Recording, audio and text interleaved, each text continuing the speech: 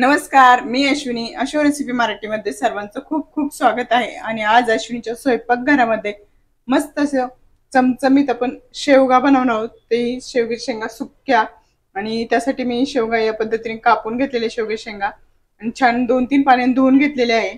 आता आपल्याला एक वाफ काढून घ्यायची, म्हणजे जास्त शिजवायचं नाही, तर फक्त उकळी घ्यायची आहे. इथे गॅसवर मी शेंगाची कढई ठेवून घेतलेली, पाणी घालून घेतलेले 1-2 ग्लास, आणि छान आपल्याला 5 मिनिटं शिजवून घ्यायची. जास्त शिजवायची नाही, फक्त उकळी आली की बंद करायचं आहे. त्यातच मी मीठ घालून घेते थोडंसं, आणि आपल्याला 5 मिनिटानंतर गॅस बंद करून घ्यायचा आहे.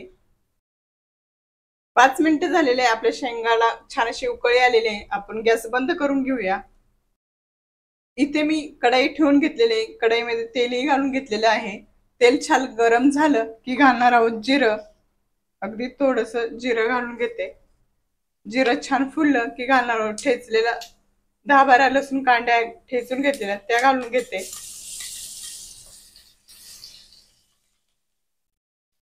आपण शेंगा वाफळून ठेवलेल्या ते शेंगा घालून घेते सर्व.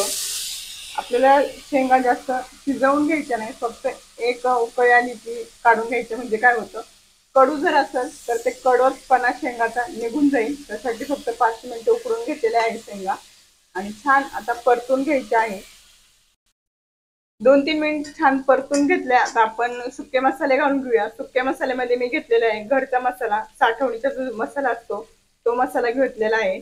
इथे चिकन मसाला अर्धा चमचा, धना पावडर घेतलेली आहे 1 चमचा, हळद आणि थोडीशी जिरा पावडर घेतलेली, सर्व घालून घेते.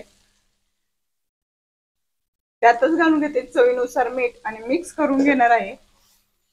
छान एकजीव करून घ्यायचंय आपल्याला, आणि त्यातच आपल्याला घालून घ्यायचे 1 कप भर पाणी, जास्त नाही, 1च कप आपल्याला पाणी घालून घ्यायचंय. आणि छान झाकण ठेवून आपल्याला शिजवून घ्यायचं आहे. 10 मिनिटानंतर आपल्या शेंगाही शिजलेल्या आहे आणि पूर्ण पाणी सुद्धा आटून गेलेलं आहे. आता त्यात घालणार आहोत शेंगदाण्याचा कूट, म्हणजे भाजलेले शेंगदाण्याच्या अगदी आबडधोबडासा कूट आपण घालून घेणार आहोत 2-3 चमचे. जास्त बारीक नाही, आबडधोबड आहे. आणि 1 घोटभर पाणी फक्त आपण घालून घेणार आहोत, म्हणजे जे आपल्या शेंगदाण्याचं कूट घालून घेतलेला आहे तो खाली लागला नाही पाहिजे, त्यासाठी आपण थोडंसं पाणी घालून घेतलेलं आहे. आणि 1 वाफ काढून घेणार आहोत फक्त झाकण ठेवून. बघत असाल मस्त आपल्या 1 वाफ काढून घेतलेली आहे, आणि शेंगाही छान अशा लफतफीत झालेल्या आहे, म्हणजे सुक्या झालेल्या आहे आणि खूप अशा छान झालेल्या आहे. गॅस बंद करून घेतलेला आहे. बघत असाल अतिशय मस्त आणि चमचमीत अशी आपली शेवग्याची सुक्की भाजी झालेली आहे.